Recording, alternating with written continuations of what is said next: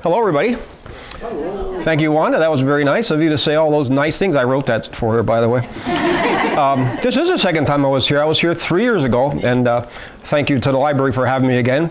Thank you for setting up our pictures. I did that for the first time last time, 3 years ago. And this time we brought some stuff that I accumulate, plus some things that some of my friends let me borrow, all Slatington related. What Wanda didn't say is, since we are leaving, probably in the next year or so, this is going to be my last history speech. We've been doing this now in one form or another for the last 18, 19 years, and we have to get ready to do other things now. So we'll give you your money's worth tonight. Let's start this thing out with a poll this time. How many of you here tonight grew up in Slatington? Maybe you don't live here now. Slatington, Wallaport, Emerald, Slaydale. Okay. How many out of those did their parents and grandparents grow up in Slatington or Wallaport? All right. Who's here tonight that didn't grow up in Slatington? Maybe you live here now. Okay. You're the ones I want to talk to. Jeannie. Okay. This is why Vicky and Joe. I'm going to read something to you and the rest of you that didn't grow up here, and then I'm going to ask you what you think about it. Okay, in this first paragraph I read this at every history speech or anything I do, tours or whatever, because this first paragraph just blows my mind. And this is taken from a book titled The Development of the State of Pennsylvania. It was written in 1917 by the George F. Cram Corporation. And I'm going to read this in quotes. One of the most picturesque sections of the Lehigh Valley where people are content and prosperous. There is not a town more essentially located nor better suited for manufacturing and industrial activities than Slatington. Wow. Jeannie, what do you think of that? Hold your thought. One more paragraph. A town once described as the slate capital of the world was written extensively in the history books even prior to the discovery of slate in 1845. Known to Ben Franklin, then governor of Pennsylvania, Robert Morris, used as a summer retreat by the world-famous businessman Max Hess, home to state representatives, surgeons, many millionaires. One of the biggest success stories in eastern Pennsylvania, had 65 years of absolute wealth, growth, and an overabundance of jobs, even during the great panics, what they call panics, those recessions and depressions, of 1873 and 1893. Slatington. Did you realize that? People that didn't grow up here.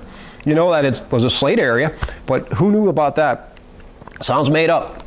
Hard to believe, but it's all true. And we'll be talking about how that happened, as well as the very beginnings of our towns, who was here at first, the discovery of slate, the slate heyday and its decline, where we are today, and maybe where we can go in the future. Now, I've been interested in local history since I'm 11 years old. I don't know if there's anybody else in here like me. My wife says there's nobody else like me. But if I see a year in print, like during your formative years, like from when I was 10 years old till high school graduation, that'd be like 1963 to 1970. That year just brings back such memories. Like 1963, everybody's got to think of the assassination of John Kennedy, right? To me, it's watching Clay Cole on Channel 11, WPIX, one of our new TV stations. Remember, it used to be 3, 6, and 10, and then we finally got 9 and 11, WOR and WPIX.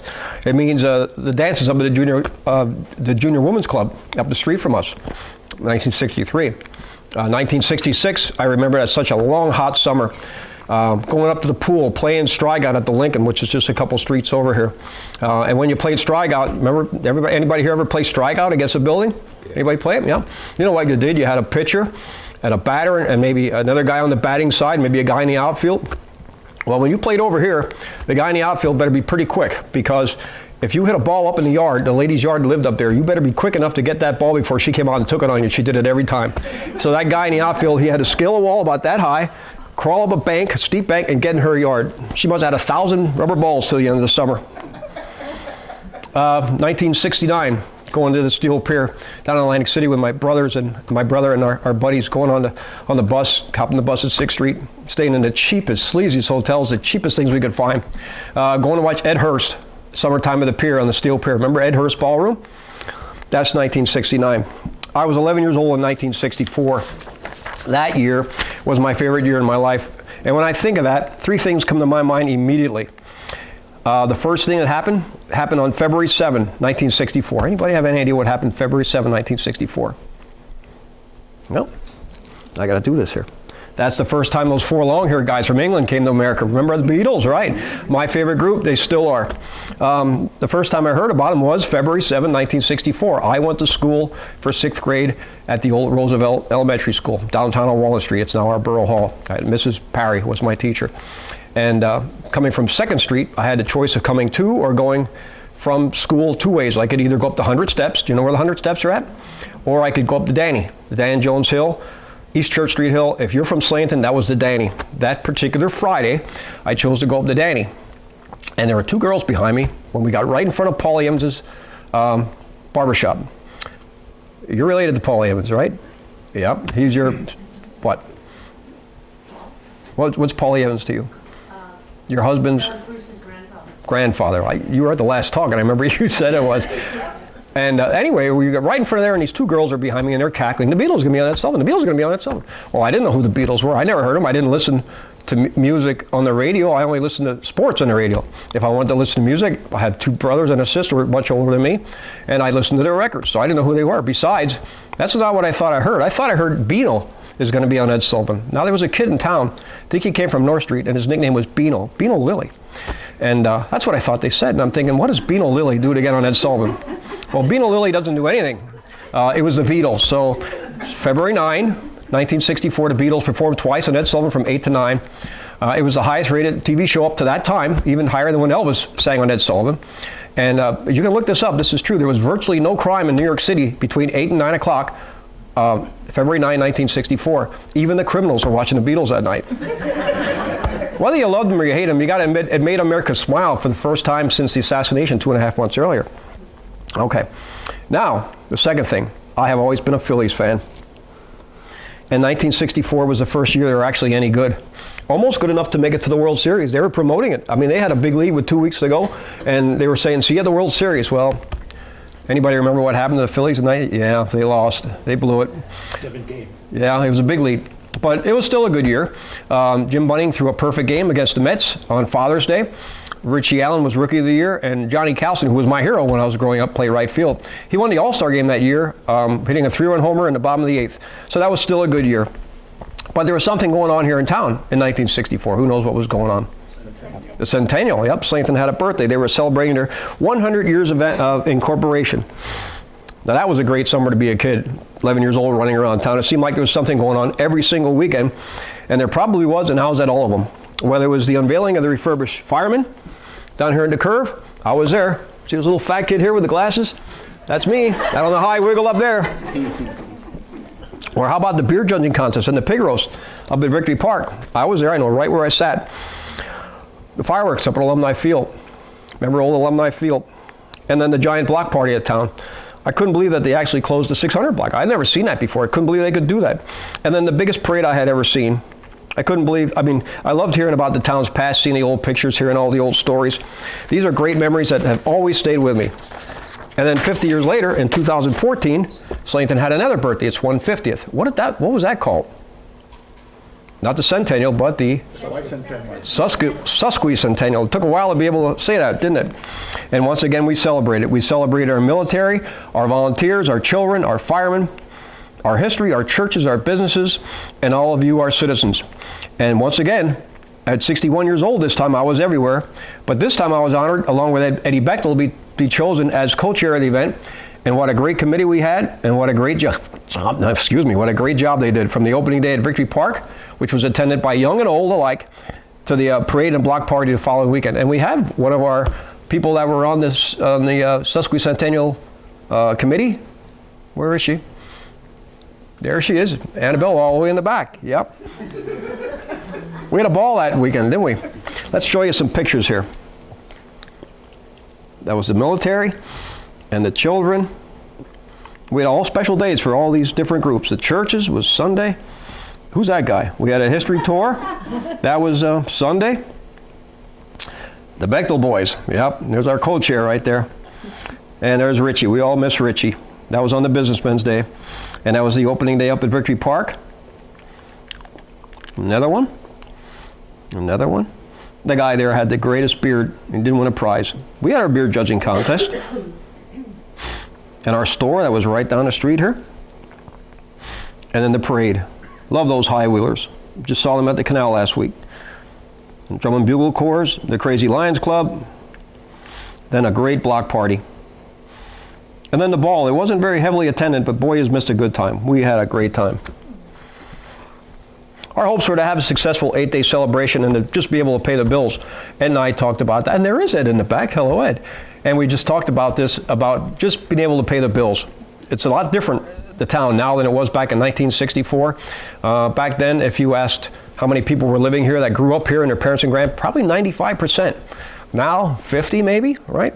We thought that fundraising was going to be a challenge.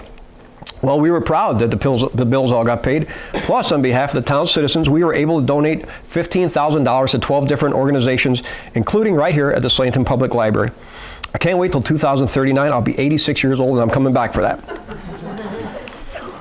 So for the last 18, 19 years or so, speaking about the good old days of the area, the heyday of the slating industry, and all the wealth and good times that went with it, it's been my hobby. And it's hard to explain to someone who's not from this area what Slatington was just like. The absolute wealth, the overabundance of jobs, and not only in the slating industry, but in the mercantile industry, the dry goods industry, the hotel industry, and the smaller businesses, what I call the back alley businesses. We have those now, but there's a whole different meaning. These are businesses that ran out of people's barns, their basements, and their homes. And I'll be telling you about a couple of those later on and show you what was made right here in Slatington. Our parents were on the fringe end of all this success with the slating industry in its earliest years of decline, but their parents and their grandparents were right in the middle of it. And I'm sure they told stories about this area with the finest of doctors and schools and stores. It's hard to believe. With the decline of our area in the last 20 years, the loss of the industries and the jobs that went with them, our shopping stores on our main streets are few and far between, our beautiful homes throughout our town being split into apartments and becoming low-income housing, our magnificent schools being torn down and replaced with box-like buildings. It is hard to believe. I'd like to explain a little bit now how I got interested more as an adult.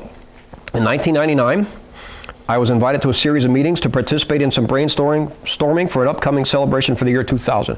Marilyn, I believe you were at those meetings too, weren't you? For the Y2K meetings? Are you the Y2K meetings? Remember how some people dreaded New Year's Eve, 1999? They said that the computers weren't set up to roll over to that 000 thing, and they were working on it, but they didn't know if they were going to be done. They were thinking maybe the power would go off, and they'd have a nuclear strike and a Holocaust, and oh my goodness. Remember what happened New Year's Eve, 1999? Nothing, right. So a couple people thought it might be a better idea to celebrate this coming of the new year by having a community party, with different organizations invited to sell food, play games, sell crafts like we used to years ago in town. And a portion of the proceeds would go to a literacy fund, which would come right here to the Slatington Public Library and a school library. And I thought, that's a good idea. Count me in. We were all asked to come up with different ways to generate monies to contribute to this fund. Now, the year before these meetings, Pomerton was celebrating their centennial, and I remember reading about a lady named Betsy Bernhauser, and she had done a series of historic bus tours up in Pomerton, very successful, and I thought, that's a good idea. After all, the Zing Company kind of built Pomerton, they built the parks and the hospitals, and I said, you know, I think I could do something like that around here. I says, after all, Slatington has every bit as much history with its slating industry and Wallaport with its one-time canaling industry. I'm going to do that right here. There's every bit as much history there. So I decided I was going to do 3 tours that Memorial Day weekend. That's when we had this celebration. And I didn't have a clue how it would go over. I sold tickets in advance, and I got to tell you, within about 2 weeks of the tour, not too many tickets were sold, and I was getting a little worried. That is until the Allentown Morning Call and the Times News ran articles about the tour, and included in those articles were pictures of some of our nicest homes. And then to top it off, Channel 13 came down, and they did a promo piece, and the ticket sales took off. We only had a handful of tickets left that day, and those tickets sold out as soon as our tent went up. I had people coming to me that day yelling at me because they didn't get a chance to go on these tours. So we decided to run a 4th tour, and that sold out in 20 minutes. We had people following the buses with walkie-talkies in their cars, talking to people on the bus with walkie-talkies, holding them up to our mouth. It was crazy. And I took tours of people that didn't get on any of the tours that summer out in my car, throughout the summer in my car. Now, I had done other fundraisers throughout my life. I did them and did something else, but there was something about this history thing that I couldn't get out of my system. The more I dug into the history books, and let me tell you, there's a lot written in the history books about this area, the more I got hooked. I did 4 straight years of tours, and I never repeated a site. I didn't stop because I ran out of sites. I stopped because I ran out of time. This little town that we've called Slatington since 1864 was really something. And it all started with a man and his family whose name is still very familiar and still widely known in this area, and his name was? Nicholas Kern. Nicholas Kern. You're a descendant, aren't you? Yes, I am. Yes, you are. How are you a descendant? He was blank, blank, blank, blank, blank. Right. On your mother's side, huh? Okay. So, does anybody else here know if they're related to the Kerns? Anybody? I'll read you a list of names, and these are names that came from this Kern family, and they're very familiar Slatington names, so maybe you are and you don't even know it. I won't read them all, because there's a pile of them, but let me just read a few of them. Handwork, Schleicher, Hankey, Ringer, Rex, Miller, Owens, Snyder, Peters, Zellner, Surface, Ramele, Best, Griffith, Morgan, McFarland, let's see, Hunsicker, Steckel, Mankus, Williams, Huffman, Roberts, Mack, Schaefer, Kuntz, Kasky. Anybody related to anybody in those families? No? Well, I am. Harry Kern. Who? Yeah, Harry. Oh, sure. Yeah, Harry Kern, yeah. And who are you related to? How are you dad? Oh, no, I'm not. No? Yeah, he's a Kern, yeah. When you say Kern, I thought about it. Yeah. Well, I know I'm related. I'm going to tell you how. Now, you got to follow this. This is involved. Nicholas' third son, he had 7 sons. His third son was William. William was known as Truckener, and that was Americanized to Trucker, and that's why we called the mill, when we were kids and it was still standing, we called it Trucker's Mill. Okay, William's son was William Jr., his grandson was Jeremiah. Jeremiah's son was James, whose son Harry built what in Slakedale? Kern's Furniture, yeah. Harry's sister was Hester, who married John Ringer, who built what in Slatington? Ringer's Market on 4th Street. Hester was a sister-in-law to my grandmother, Agnes Pritchard, who had a daughter, Marguerite, my mother. So that makes me Nicholas Kearns, and I got to follow this here, great, great, great, great, great, great, great, grand nephew-in-law. Hey, I'm related to the guy. I don't care what anybody says. Okay. Nicholas came to America with his wife and his children when he was 39 years old. He landed in Philadelphia. That's where most of the immigrants seem to land, and New York, of course. September 21st, 1732. He lived in the Whitehall Township for a short while before buying 300 acres in the vicinity of Gooseville. We know where Gooseville is at. In 1737, he obtained a warrant for 500 acres up in what is now Slatington. Back then it was called Northampton County, Heidelberg Township, Whitehall Townships, Heidelberg District of Bucks County. They had all sorts of different whatevers. In 1739, Nicholas sold his land to Gooseville, to Lorenz Guth. Now you know why it's called Gooseville. It should be called Kernsville, right? Nicholas was there first. And he moved his family up here to the 500 acres, which is now the borough of Slatington. That same year, he, along with his 7 sons who were growing up, erected a grist mill and a sawmill along Trout Creek. Now, the home of Nicholas Kern, naturally, that was the first building. It was built of logs, and it stood on the northeast corner of Main and Diamond Street. In 1807, another log building was erected by his grandson, John, and that had a distinction of having a double porch. A barn was built behind that building that still stands today, although it was shortened by one side on the Diamond Street side when Diamond Street opened up in 1894. Do you know where that barn's at? That is the oldest building in Slatington. At this time, it was known as Kernsport, and his family lived here quietly for 100 years as millers and farmers. But that's not to say that life was dull here for the Kerns. They always had the Indians to deal with, and although Nicholas seemed at that time to get along pretty well with them. And during the French and Indian Wars, colonial soldiers would be stationed around Trucker's Mill to continually scout the woods along that location to protect it. Their sawmill was well known, and in January of 1756, Ben Franklin reported to the then governor, Robert Morris, that he had procured boards and lumber from Trucker's sawmill for use at Fort Allen. That's pretty neat, huh? Ben Franklin talking about our little town here.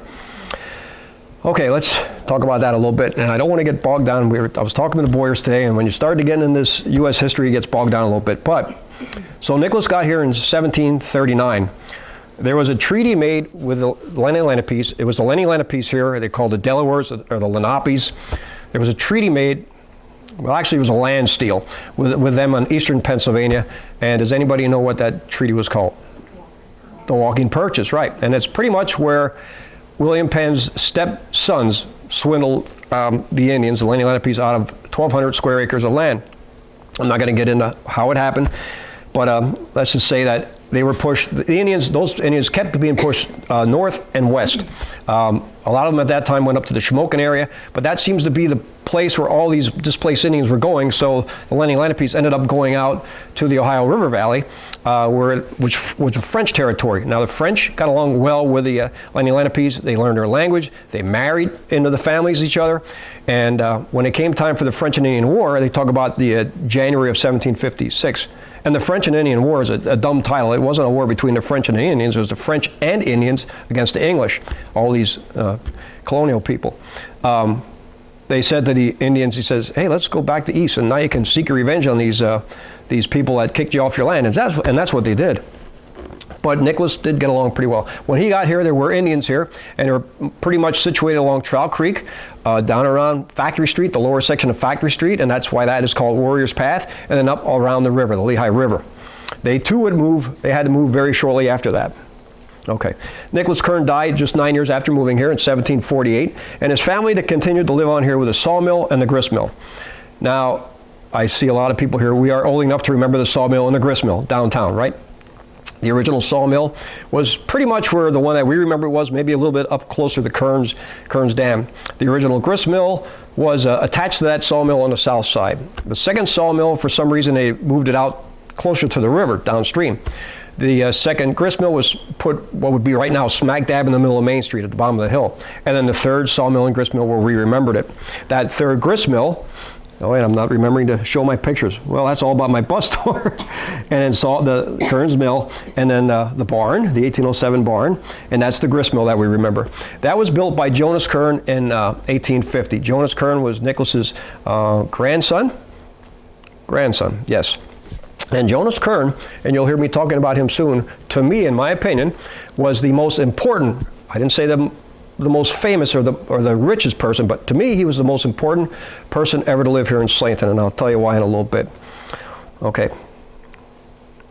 Now, so at this time, the only people living in the lower Slatington was Jonas Kern, John Kern, his father, their families, Henry Kuntz, and Robert McDowell. So where did the Kuntz and the McDowell fit in? Henry Kuntz married Violetta Kern, great-great-granddaughter to Nicholas. And it was Henry and Violetta who raised that second log cabin that I talked about in 1858, and they built the house that sits there today. Do we know where that's at? If you're going down Main Street and you don't make the turn at the bottom, you're going to run right into it. That's Henry Kuntz's home. Don't do that, though, because Debbie Miller lives there, and she doesn't appreciate that. That just happened 2 years ago. It's happened a lot. Okay, Henry Kuntz would go on to become one of Slatington's earliest and most successful businessmen. Now, Robert McDowell was no relation to anybody up here, but he was a businessman. Robert McDowell was an opportunist. Where there was money to be made, Robert McDowell seemed to show up. And he would soon enter into a business proposition that would change this place forever, and things were about to change fast. Now, I'm going to have to bore you and read from the history books for 2 paragraphs. I promise that'll be it. In 1844, 2 Welshmen named William Roberts and Nelson LeBar were traveling on foot from Easton to Mock Chunk on the old stagecoach route along the Lehigh River. Every road I've ever heard about was an old stagecoach route. When they noticed at one of their resting spots some pieces of stone leaning against the barn of Peter Heinbach, and they recognized a close resemblance to the slate of their native land, Wales. Learning from Heinbach where it was obtained, they went to that spot a short distance downriver and investigated. It was on the land of John Benninger, which was just north and east of Kmart, let's say Kmart. Being satisfied that this stone was slate, they obtained a lease on the property, and in 1845 they opened up the first slate quarry in the area and began the business of producing roofing slate. So it's a misnomer to think that slate was first discovered here in Slatington. That year before it was discovered here, it was discovered in Wallingport. It had been discovered maybe 12, 15 years west of Laurie Station, and then even earlier than that down around the Delaware River. Let's see what I want to say there. Peter Heinbach's farm was just north of the Berlinsville stoplight, maybe a quarter mile on the right. Yeah, that should do it with that. That same year, Roberts and LeBar traveled to the west side, now here on the Slatington side, but they couldn't find any slate. What a mistake. Later that year, Roberts came again, but he brought another friend of his, Owen Jones. These are all good Slatington names, but he's another Welshman who couldn't find slate here. And he secured a lease from Jonas Kern for 15 years to produce slate shingles. The first quarry was built on the east of the road, what is now Welshtown, into the hillside. Now, the Kerns weren't too impressed with this discovery and thought these Welshmen were wasting their time and money, but they were more than happy to lease out some of their land and make some extra cash. And just in case they were wrong about this slate stuff, they were wise enough to negotiate a deal that paid them 28 cents per ton of all the manufactured slate, plus they got all the rights to all the slate that was no good to be used for slate shingles. Now, let me explain that a little bit. Actually, the Kerns weren't in favor of leasing it. Jonas Kern was in favor. Jonas at this time was the patriarch of the family. His father was still around, but he was 78 years old. His father's family was dead or moved away. His brothers and sisters were around working for him or else moved away. So he got the final say, and it was Jonas Kern who gave permission to these Welshmen to lease that land. They came and they said, can we buy it? No, we'll lease it. Why? Well, I just read this the other day, and I don't know where I read it. I think it was from D.D. Jones. Daniel Dreas Jones did a speech on 1876 celebrating the centennial of the United States, and he wrote this. It said that they were afraid that these Welshmen would come over and make their holes and build these shacks and then leave them. They didn't trust them that they'd stay there. And they were afraid that frightful spooks would occupy these buildings, and they were very superstitious, so they really didn't want too much to do with that. Maybe they just didn't want the place to be industrialized, which it did become. Maybe they didn't want a whole lot of people in the area. These were hard, German, sturdy farmers, and they were pretty set in their ways. But Jonas, and that's why I think Jonas was the most important person to ever live here in the area. Another lease was given the following year when slate was discovered on the side of the Dan Jones Hill, the Danny. And this became the New York Tunnel, or the Mantle Quarry, or as we know it, the Bedbug Cave. Yep, been in there many times. For the next 4 years, more quarries were dug, mostly along Trout Creek, except now these tunnel quarries now are the open pit quarries, which the Kerns called holes. But they're always leased. They just couldn't get over this leasing. But somewhere around 1850, for one reason or another, the Kerns decided to start selling their land. They had a change of heart. Plus, some of the younger Kerns were now working in the quarries. After all, they figured they're sitting on top of all this land. It went up to the Lehigh Gap, over to the river, all along Trout Creek, and all the way up here in the upper Slatington until about Washington Street. So it was a lot of land. So they decided to start selling, and the first land sale was 21 acres, and that was sold to, who do you think bought that land? The opportunist, right? Robert McDowell. Now, shortly after that, Robert McDowell got in business with his best friend, D.D. Jones, Daniel Dreas Jones, and they bought all the rest of the land up in Upper Slatington. And it's they who started taking this land and dividing it into plots and selling it to the people that are now coming into town and working the quarries. The problem was, in 1850, the Kerns had just seeded their land with wheat.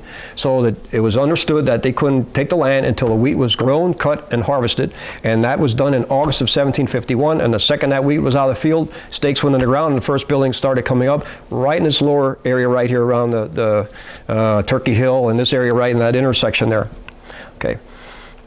So they started selling these lots. And I'm guessing if they split the lots up, I'm guessing they put the streets in. I mean, you can't just have lots all over the place, so they must have had a plan, and I'm guessing that. And I'm also guessing if they put the streets in, they got to name them. So how did they name them? They named the streets running north and south numerically. 1st Street, 2nd Street, 3rd Street, which was the widest street, which was right here, 4th Street and 5th Street. There was no 6th or 7th Street then. And they decided, if they did it, they decided to name the streets running east and west after whatever, maybe where they were in the borough. North Street, South Street. North Street, South Street. Maybe after the Kerns, then they were all up in Kern Street. Maybe because where all the churches were Church Street, and that's where all the churches were. There are none out there now, but West Church Street's where all the churches were. There were no churches on 2nd Street till 1869. Maybe they named a couple after themselves, right? You had Dowell Street, they just dropped the MC, and poor D.D. Jones only got a hill, but he got the Dan Jones Hill, the Danny. Maybe they named him after a president. You had Washington Street, a famous guy, Ben Franklin, so who knows. But it's during this time from 1850 to 1860 that Kernsport's population increased from just those few families that I talked about earlier to 500 people. In 10 more years, it quadrupled to 2,000. Now at the Kerns were to Lower Slatington, there was a family that moved in uptown, downtown, odd town. You Slatington people know what I'm saying. They moved uptown. Do you understand Oddtown? Anybody know what, understand it? People are not from Slatington? Should I explain this to you? It's complicated. Uptown, downtown, this is Oddtown, okay? Oddtown goes, if I tell my mom I'm going Oddtown, I'm going anywhere from the Citizens Bank, Baptist Church, up to the intersection here, including the intersection. So I can be uptown, and I can go Oddtown, and I can go downtown. I can be downtown and come uptown, but I can't go Oddtown from downtown. I can be Oddtown and go downtown, but I can't go uptown because I'm already uptown. Does that make sense? You got that? Okay. So we had a family coming to uptown Slatington, and that family was, who settled uptown here? The Ramaleys, right? Owning much of the land in Washington Township, immediately south of Slatington, from Washington Street on up. The first water for Slatington was supplied from a Ramaley farm, this being around the Springside Fire Company, the fish pond. Fine lodging, building up here, if it's still known as that, known as the Neff House, was built by John Ramaley and was originally called the Ramaley House. The Ramaley Schoolhouse, built in 1870, still stands today, and it's just a regular home, still stands. So as early as 1751, the Ambrose Ramaley family didn't mingle a whole lot with the Kerns in the early days for one reason. What do you think that might be? They didn't like each other. They didn't get along. The Kerns said at one time they'd rather spend the night with the Indians than hang around with the Ramaleys. But that too changed one day. years passed, families married into each other, old differences disappeared. After all, who else could they marry except each other, right? And don't laugh, that was common. Cousins always married cousins. And I say that explains a lot about the people of Slatington to this day. No, that's just a joke. I can say that I'm from Slatington. I got to tell you, I was doing a bus tour once, and we were in Wallaport, and I needed something, a filler. I call them fillers till we got from one site to the next. And it just came out. I says, Wallaport named after the many walnut trees. The trees are gone, the nuts remain. And boy, I'll tell you what, the people from Wallaport, they were not happy with that. So where are we? Let me take a swig of this quick. Okay, slate's been discovered. People are working. Slatington is growing by leaps and bounds, and the Ramelies and the Kerns aren't marrying each other anymore, or they're not marrying each other. So with a booming population and the slating industry going well, a better infrastructure is needed. More roads must be improved, larger schools and churches must be built, more stores to supply everyone's needs, and all these were done in the next few years. Let's see what I got here. Oh, that's Henry Kuntz. We missed him. Boy, I'm So that's the bridges. That's the 1869 bridge. That's the one that followed the 1826 bridge. And then the bridge that we remember when we were kids. And now you got the General Morgan. That was the first school. That's where our original high school was on the hill here. That was there before, built in 1858. That's the Fairview School, built up at the Fairview Cemetery, right down from there. Where Stanwood is now, actually. And that's the original Lincoln, which burned on Donut Day. Okay. Where are we here?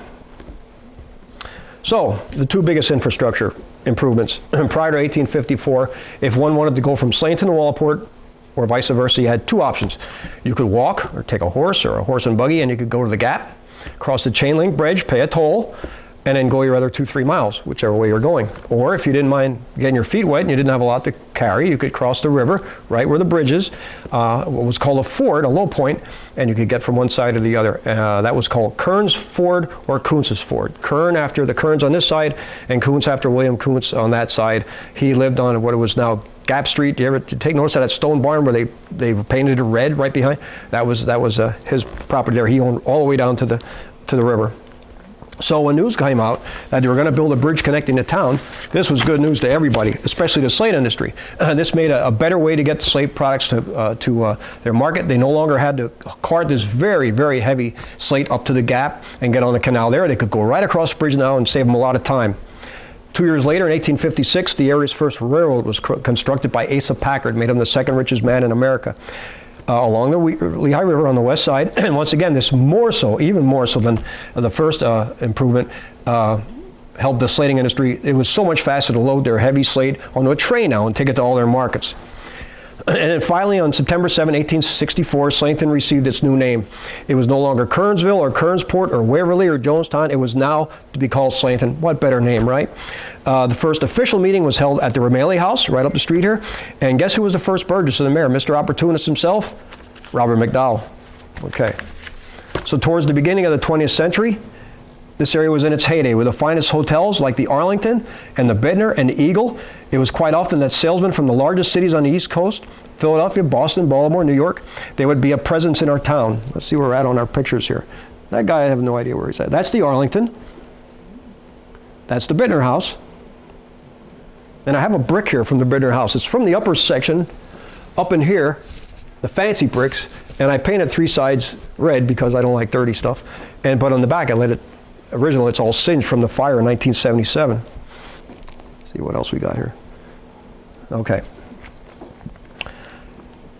So these salesmen would come from the largest cities, and they were here to make a presence in our town. And now they'd be dressed in their finest of silk shirts, and they were here finally to possibly to finalize some deal with the scores of slate companies that we had in the area. And that section of Slatington down there at the railroad station was certainly at that time the most busy in the town. It had 3 major hotels, it had 4 slate offices, 5 slate factories, and even a picnic grove, Williams Island. Now, I don't know if I have a picture on here of that. Let's see what's next here. That's Williams Island. This was a picnic grove. Let me see if you can see this. See these little screeches of white here? Those are picnic tables. So this was a picnic area right here.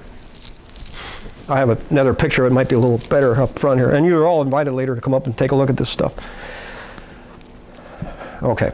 But there are other businesses sprouting up in our towns in the late 1800s, or mid-1800s, 1868, Boyers and Brothers, right? And we have Debbie Boyer with us here tonight. Opened with Abel and Henry Boyer, opening a new store at 4 a.m. to service the slate quarry workers who stopped in for their needed supplies of the day. Debbie, why don't you open at 4 o'clock anymore? And I was down there today and talking to Debbie and Alan, and they gave me a few things to show you. This is something that they would sell back then. This wasn't made in Slatington, but everybody knows what this is, a washboard. This is just a little mini thing of that, but that would be sold at Boyer's. And he showed me this thing.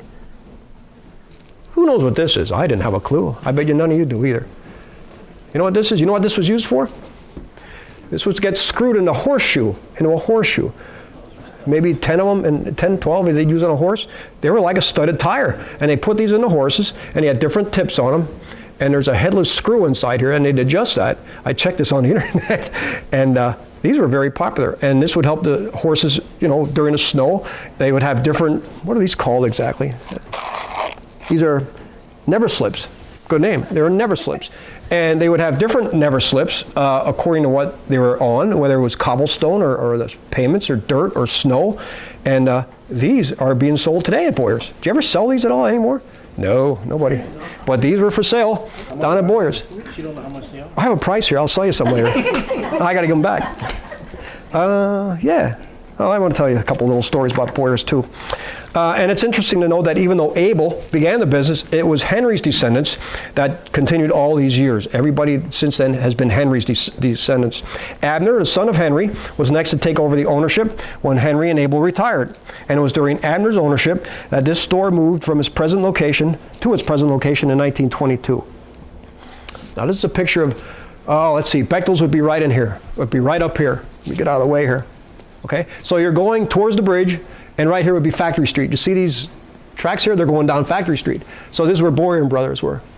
Probably right next door to where John and Donna Schleicher's candy store was. Remember where that's at? 314 Main Street. That's where they were originally. They say there could have been a third spot, but we're not sure where. Okay. So they moved to their present location in 1922. Abner and his wife Mary and their infant son Alden, right, moved into the room at the Bittner House, which was right across the street where their parking lot is, and they stayed there till renovations could be done to their new hardware store. It was at that time Faber's 5 and 10 cent store, right? Not Farber's. I had C.C. Farber's. Faber's. Okay. It was son Alden who next inherited the store after Abner's death in 1952. Alden was working at Mack Trucks, and he worked there for 10 years, but he figured it was his duty to continue on with the family business. He worked there from 1952 until he passed suddenly in 1973. Upon his passing, his wife Dorothy continued the operation. Still, Alan took over in 1986 with Linda and Nancy, sisters, helping out. Now, it's interesting to note, and we talked about this, we had fun with this today. The place has always been known as A.F. Boyer's Hardware after that initial Boyer's Brothers. The boys' names, Abner, Alden, and Alan, all start with the letter A, and this is in honor of the original owner, Abel. And their initial, and the middle initial is F for Franklin, but Dorothy don't know where that came from. Now, Alan and Debbie's son, Abel, once again, named after his great-grandfather who started the business. His first initial was A, and his middle initial was F. What do you think that stands for? Not Franklin. Flynn. They threw you a curveball. Yeah, they changed up on it. Okay, let's see where we're at here. During the beginning of the 20th century, this area was in its absolute heyday, with the finest hotels like the Arlington. No, we read that one already. Did we? Yes, we did. 1892, Albert Ulysses Kuntz began a saloon and a restaurant right here in Slatington, right down the street where oyster stew was his specialty of the day, and he even sold candy and tobacco at that time. Does that sound familiar? Kuntz is right down the street. And there he is. Chew tobacco was popular with the guys working in the slate quarries and the factories. Chew kept their throats moist, keeping the throats clear of the dust from their very dirty jobs. On the other hand, smoking a good cigar was a sign of prominence for all the rich people in town, and Slatington sure had their share of prominent businessmen, the slate factory owners and the slate quarry owners. Another longtime business located on Main Street was George Misting-Yotis. Who knows who he is? Who's that guy? George Jones's. It was George Jones right next door. He knew that these Welsh and these Dutch, they could never pronounce that name, so he picked a good Welsh name, and he picked George Jones. That's right. New businesses and jobs everywhere. Think about this. If you were born in Slatington around 1850 or 1860 and lived to like 1915, so you lived to be 55 or 65, that's very average back then. You never saw bad times employment-wise. There was never a downturn in Slatington's economy, even during those years of the great panics or recessions or depressions of 1873 and 1893 when unemployment reached 14% and higher. These were our boom towns. For instance, I'll just read this real quick. Sales of roofing slates, and these are done in squares. 1 square roofing slate equals 100 square feet. In 1852, the town did 2,500 squares. 20 years later, it was up to 50,000 squares.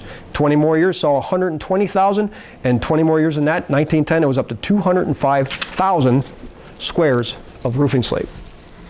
1/3 of Slatington's population worked in the quarries at that time. I had a great-grandfather work there, died in a quarry. My grandfather worked there, died in a quarry. 4 of his sons worked there. 2 of them died in a quarry. Everybody worked in the quarries, and a lot of people unfortunately died. Okay.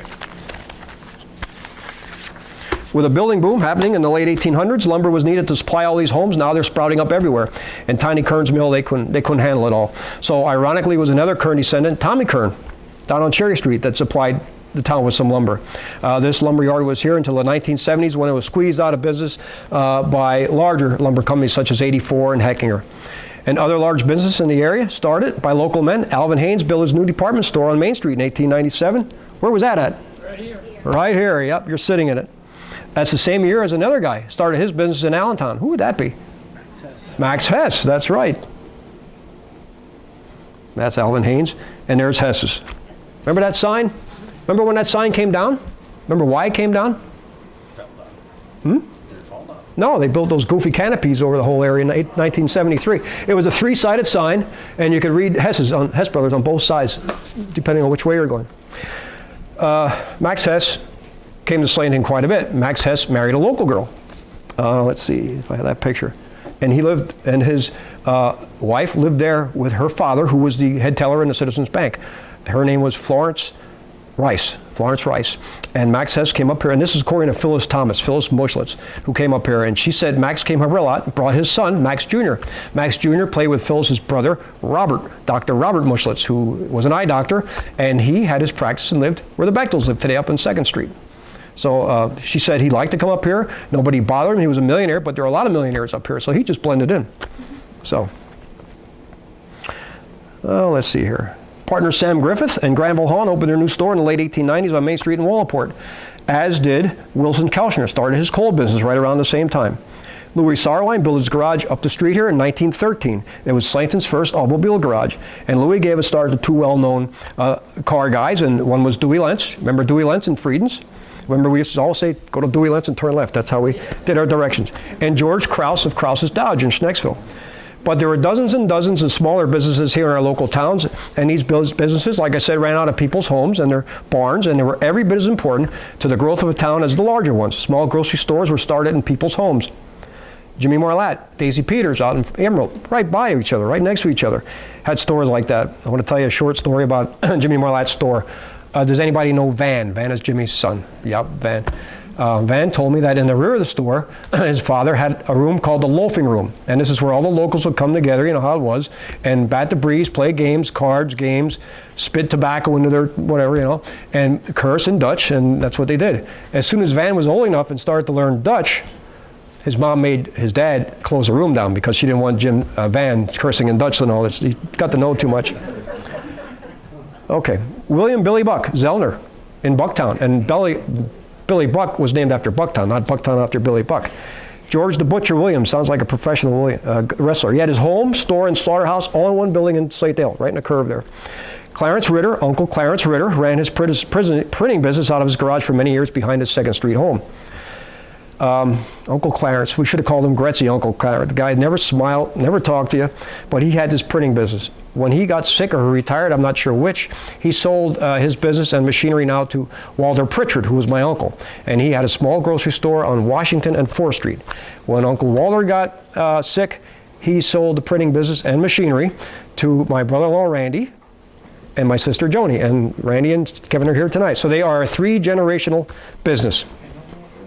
And Kevin, you're going to have to take over to keep it going. Nope, Kevin's retired.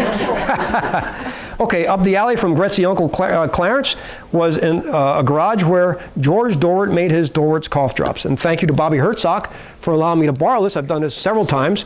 And this is Dorwart's cough drops. Red cough drops, unfailing relief for coughs and throat irritations. Manufactured in Slatington, PA by G.P. Dorwart.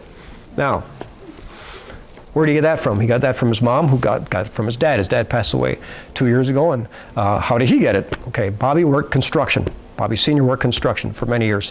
And 12 years ago, he did a construction job down at the UCC Church off of Walberts Avenue. You know where that's at? Right when 309 goes into 4 lanes and you look to the back. Big, beautiful church. They were doing work on the what did I just say? On the foundation, and one of his co-workers found that box inside the wall of the foundation. Now, how did it get there? And knowing that Bobby was from Slatington, he gave it to him. So how did it get there? What must have happened was when they had the last reconstruction of that foundation, somebody who had a cough or a cold must have had access to George Dorwart's cough drops, finished the last drop, and put it in the wall. Now, that was in 1928. How do I know that? I called the church up and I asked them to find out for me. And they did. So what it must have happened was, like I said, and that cough drop box was found 75 years later. That's pretty neat. Yeah. And they were locally sold. When he died, George Dorwart died, that ended that business. He had everything up in his mind. Well, remember, your grandmother, when she made a pie, she didn't have a thing out there. Everybody did everything from memory.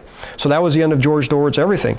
He also made potato chips, cattle powder, whatever that is, witch hazel, liniment, corn cure, toothache drops, and a colored popcorn called Quack Quack.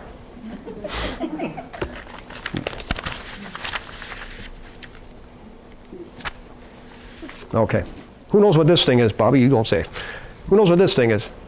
It's for the roof. It's for the roof. It's called a snow guard. And on this it says, if I can read it, S&S Manufacturing Company, Slatington, PA, patented October 1906. This came off the roof of the high school down here on the hill. And this was made, and S&S stands for Seeger and Son. That was Henry Seeger and his son Robert. And they lived up at the stoplight. You make a left, and you hit Middle Alley, 2 doors over. Let me see, it would be right past Dip Davis's store. That's how I still say things. Dip Davis's store. In the back, there was a large barn with a forging process. And he originally came from Seegersville, which is present-day Orfield. Years ago, if you went down there and got off of 309 and made a left or a right, you would still see some old barns that were probably businesses years ago, like these back alley businesses, and it still said Seegersville. I haven't seen that for a little while now. So that was made right here. It was sold extensively in the area. Well, we know this prosperity and good times, they didn't last forever, obviously, here in Slatington. Major setbacks to the slating industry occurred during and after World War I. Slate products were put on the non-essential list by the U.S. government, and if you want to ruin a good time, you get the U.S. government involved. Operators were told to cut their production by 50 to 75%. Also to cut the use of their fuel. Now that was being regulated. 2 major results came out of this. When our men came back from World War I, a lot of the quarries were closed. They didn't need as many, and consumers now found alternative products to slate. One more reason for the decline of the slating industry was the advent of low-cost housing. Now they were using 2x4s for the roof, and they're not strong enough to carry this slate, so they went to the shingles. But life still went on after the post-slate boom. People still went to church, men still went to work, except now they were working at places like the paint mill. There's Louis Sarr, there's the paint mill. The zinc company. That's the rolling mill. And then Harry Orkin right after that. Stanwood. Stanwood? No. The lamp factory. The lamp factory, yep. Stanwood, the American Nickeloid. Kids could still see a 10-cent matinee. Where'd they go to see the movies then? What was the name of that place? Arcadia. Yeah, Arcadia. Who owned it? Ben Elfwick. Ben Hofflick, yep, you're right. Kids still went to school, some still came into Berksey. The main streets were still full of stores. The Acme had an uptown store and a downtown store. This isn't the downtown store, this is the new store that's on the west side here. 2 doors up was the AMP. And there's old Bob Dreisbach. The guy must have lived there, he was always there. You could still shop at a store that Alvin Haynes built, except now it was Leroy Miller's 5 and Dime store. And you could still satisfy your sweet tooth at Mike Marino's sweet shop. Is that how you said that, Chubby? Was it Marinos? Marinos? Mike Marino's? Yeah? Or James Pizarro's Candyland. This area was still a place that you didn't have to travel very far to do absolutely anything you wanted to do. But by the time I was graduating, things were changing and not for the better. Buildings that were important to the history of the area were now being torn down. The grist mill, Kern's grist mill at the bottom of the curve, was torn down 120 years after it was built. Doc Arand's home, opposite the fireman's statue. Remember that beautiful home in the curve? One of Slatington's grandest homes, a home built by Robert McDowell. He built 5 of them in that area. It was taken down to make room for a bank. Within another 20 years or so, those factories that people went to work at, when the slate industry dwindled, they began to close their doors. Keystone Lamp closed in 1989. The paint mill, now called Pfizer's, even though it was still making a profit, closed in 1991. They were making that blue eyeliner shadow that you girls used to like to use, you know. They were making money. They still closed. The zinc company and Stanwood Mills would follow suit in the 1990s. The only other heavy industry in the area now is the American Nickeloid and Harry Orkins, even though that's all done on a very limited basis. And then in 2001, after being vacant for nearly 20 years, our beloved high school was gone. Slatington's premier centerpiece was reduced to rubble. People were strangely attracted to this demolition. I was one of them, obviously. I got pictures of it. And I was there to look at one last glimpse at maybe the auditorium or my homeroom or the cafeteria. These are places that held so many wonderful memories from everyone. In my opinion, Slatington then had hit rock bottom. So let's end this on a positive note. Look around the area today, you can still easily see the effects of the slating industry that happened so long ago. There's still many homes in the area with slate roofs. If you look hard enough, you can find the slate pavements. You can still see plenty of slate curbings. You go look, they're all over the place. And it's this historic past, these reminders of our past, that I still say could be our future. Remember one thing, tourism is Pennsylvania's second leading industry. You know what the first one is? Garbage. We take garbage from every state. And look what's around us and has always been around us. The beautiful architecture of our older homes here is second to none, and it's all through our homes, not just on the main streets. A large portion of Slatington and Slatedale have been designated historical areas for a number of years now due to the one-time slating industry. Same thing with Wallingport due to the one-time canaling industry. And it's this history that I still say could attract visitors to our towns, our shops, our businesses, and they could bring their money here and spend it right here to hear the same history that I just told you about and we all take for granted. But I think this has to be coupled with something else. A few minutes ago, I told you about the busiest section of town 120 years ago. You remember where that was? Down at the train station, right? You know where the busiest section of town is right now? Same place, down there. It's a trailhead now. Now it's the D&L trailhead. All the factories are gone, all the offices are gone, the train station's gone, but Slatington has quickly become a major trail town, complete with restrooms and meeting offices made with the slate mined right here up at Penn Big Bed, Pete Pepe's quarry. It's the best thing we have going for us today, in my opinion. Good luck getting a parking spot down there during the summer. It's usually one car out, one car in. And look at the license plates. They're not just coming from Pennsylvania, they're coming from out of state. They're coming to Slatington to use our trails. But somebody a lot smarter than me has to figure out a way to get them from down on that trail up into our stores. And then we got to give them a reason to come up here. Sure, Sal's does well. The hot dog guy does great. I bet you get people in there, right, from the trail, but they're right down there. Why can't we have a jewelry store, an ice cream shop, or a furniture store uptown here? We did before. Give people reason not to go out of town. Every day that trailhead is parked full and we don't take advantage of it, it's a wasted opportunity. Finally, and I'll finish it up here. Growing up on 2nd Street, I always thought I grew up in the greatest street, in the greatest town, in the greatest state, in the greatest country in the world, and I still do. And people are always telling me, you know a lot about this town's history, don't you? How great it used to be, and I do. But you remember that phrase, you can't know where you're going to where you know where you've been? I have a vision that I like to see happen to this place. I'd like to think that in 50 years from now, people will point back to this period of time when Slatington started making a comeback. I'd like to see that, and I'm going to come back for that. I'll only be 115 years old. Thank you, everybody.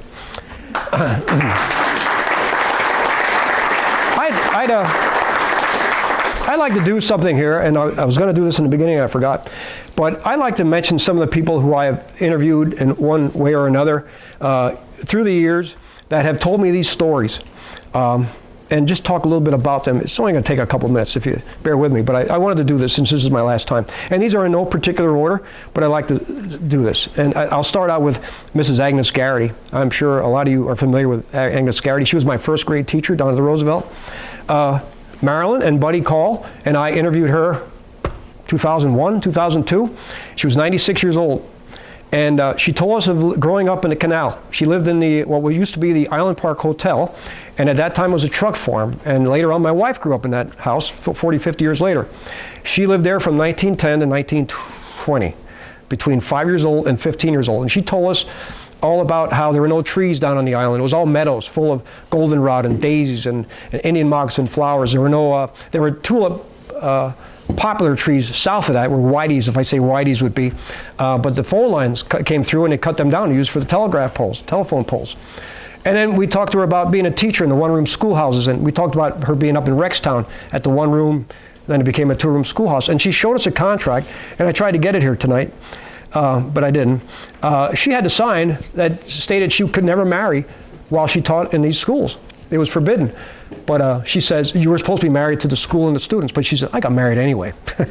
So, Guy Schmick is from Friedens, Mr. Schmick. There's always, in a small town, there's always somebody who knows more about that town than anybody else, and that is Mr. Schmick. I took him for a car ride. Well, he told me where to go, and he told me all about Friedens.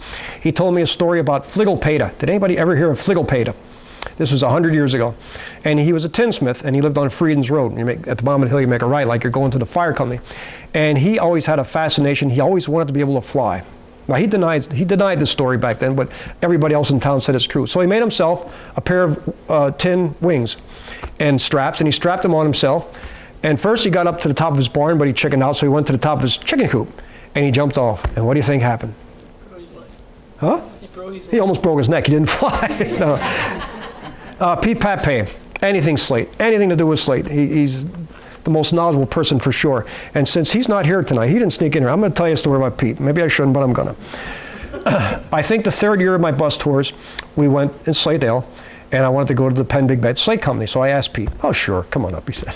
So I said, well, Pete, would you do the talking? Okay. So I said, I'm going to have elderly people here. We're going to bring 4 tours up here today. Okay, I'll be here. He says, I'll stick around. He says, hey, I got work to do in the office. I'll bring some cigars. I'll bring a couple 6-packs of Paps. That's what Pete likes, Paps. And he says, we'll be fine. So I says, okay. The first tour got there about 11 o'clock. And it's the only time that we got people off the buses in the 4 years. And the first 2 tours were great. Pete was, well, he's very knowledgeable. Everybody asked questions. People came from all over the valley to these tours. That's why we ran 4 instead of 3. To hear about this slate quarrying. It's something that's just not done. The third tour, you could start seeing effects of this Paps working on Pete. By the fourth tour, I'm sure the cigars were going. I know the Paps was gone. Pete was like this, and it wasn't windy. And I kept thinking, what if his insurance company would find out about this? Where I just brought 200 people, mostly elderly, and they're looking down on 300 feet of a quarry, and there's Pete standing there talking about it. I couldn't wait to get out of there that last tour. Carl Andrews and Mr. Clarence Bupmack swimming and fishing off the trestle down at Kearns Dam. Clarence Bupmack had the most extensive postcard collection of Slatington I've ever seen, and now he's gone and nobody knows where it is. Let's see, Jimmy Leyland. Jimmy's here tonight. Where are you, Jimmy? Anything to do about trolleys or canals, if you're a history book, a buff, talk to him tonight. He's just great, and he was also one of my tour guides in the last year, I believe. So he's super, and I've heard him talk. If you ever see that he's doing a canal, doing a talk about trains or trolleys, talk to him. He took me on a tour once where it ended here in Slatington and took me everywhere it went down Allentown, every little place. You wouldn't believe it. Robin Williams II from Wallaport, great, nice man. All about the working at Fritzinger's, swimming in the canal. Everybody call.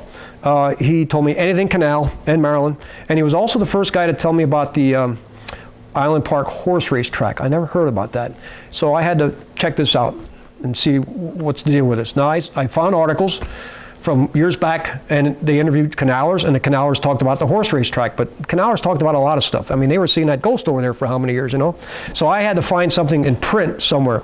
So I figured the best place to go would be the Easton Courthouse. They have a very good historical room there, and it's all windows on one side and old maps on the other side, and then 2 walls of books. And I looked for 3 hours.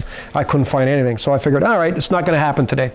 So when I got up off my chair and I turned around to get my coat, I'm looking right at my fat face, and there's a map of Wallaport from the mid-1800s, and on that map was the Island Park Hotel and the horse race track, just like that. And to me, that wasn't a waste of a day. That was exactly what I was looking for.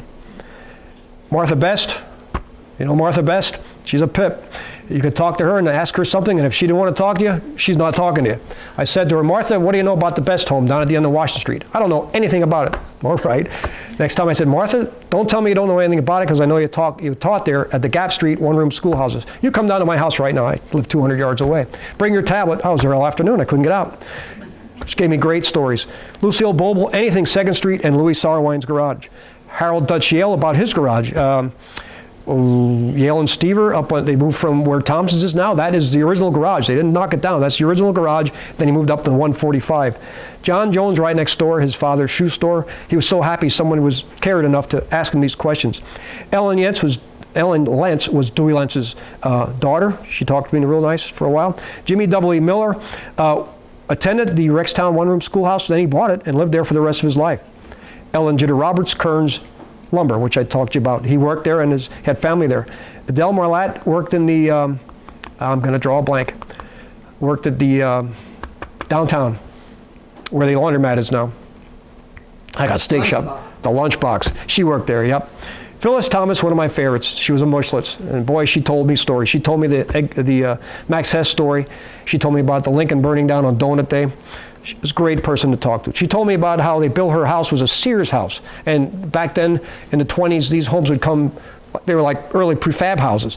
And she said back then the handworks were the carpenters in the area, but these homes came without directions. It took them twice as long to build these prefab homes as they would if they would have just started from scratch. Mr. Earl Marsh told me all about the Emerald Hotel, which was taken down in 1955 when they put the turnpike over Emerald. There was another whole section of Emerald, Lower Emerald there, and they demolished the whole thing. Cindy Snyder and Brenda Bloss, they were doing a book on Slategale. It's this book. They finally did do it. They were in the early stages of it. It'll be up here if you want to look at it. And they just couldn't get going, so I'd go out and meet with them a lot because I wanted to do Slategale that year on my tour. And they said, we'd like to interview a lady named Marion Balliot, but she won't talk to me. I said, why not? She said, she wants to talk to you. I said, I don't know who she is. Who is she? So I found out she went to school with my mom, so I went and met Marion, and she's one of these people that know more about about a town, and I was with her all afternoon. She took me all over Slategale, all over the back of Slategale, and she told me a lot of stories I could tell and a lot of stories I couldn't tell. She was something. Lois Minnick, another one of my favorites, my 7th grade English teacher. She was a Ramaley, and she told me a lot about the Ramaleys, and I was honored when she asked me to talk at her high school reunion. Carrie Allball was a teacher, I believe at the Roosevelt, maybe the Lincoln, and she was the sister of Shorty Peters, who had the original Slatington beverage. John Ortiz, Phyllis Sigley, and my mom told me about swimming up at Sunland. My mom said how they'd walk up there. It was cold water, she said. Mr. Edgar Yale, teaching at the White House. They called it the White House, the 4-room school building off of Main Street in Wallingport. Mr. Leroy Schnibitz Snyder. I went there with Tim, his son, and he knows anything about Wallingport and a lot about the playgrounds. And then Tim Snyder is my history guru. If I got a question, I talk to Tim. And he knows everything about families, their history and stuff. Very learned person. Dorothy Boyer. We talked about her already today. Tommy Kuntz about his business down here. Charlie Bellhorn lives on Washington Street in the old Wilson Kelchner home. It's the home that looks so out of place. It's the big stone home with a big wraparound porch across from Siler's. I finally got to see some of that house for the first time the other week. Van Marlatt told me about Marlatt's store. My wife's uncle, Richard Butch Nattenberger, all about growing up on Canal Street and also about Wallingport Ice Company. His father was the manager there, I guess. Henry Gallio, naturally Gallios, and my brother and Anne Marie Scott.